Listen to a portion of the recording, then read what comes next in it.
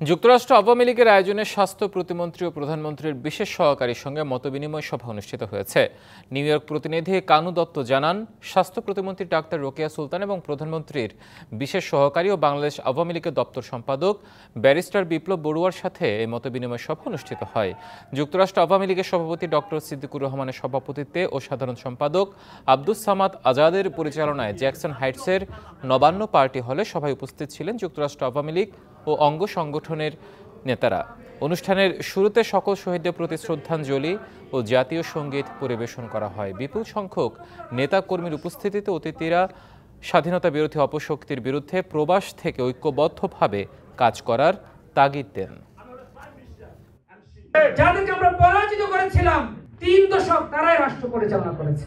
যারা দলের মধ্যে ঢুকে বিভক্তি সৃষ্টি করতে চায়, শেখ হাসিনাকে দুর্বল করতে চায়, বাংলাদেশ আওয়ামী লীগকে দুর্বল করতে চায়, এরা হচ্ছে সেই শক্তির বংশধর। জামাতে ইসলাম আর বিএনপি তারা যেই মৌলবাদীর ধোঁয়া তুলে বাংলাদেশকে একটা ধ্বংসের পথে নিয়ে যাচ্ছে সেটা সুস্পষ্ট।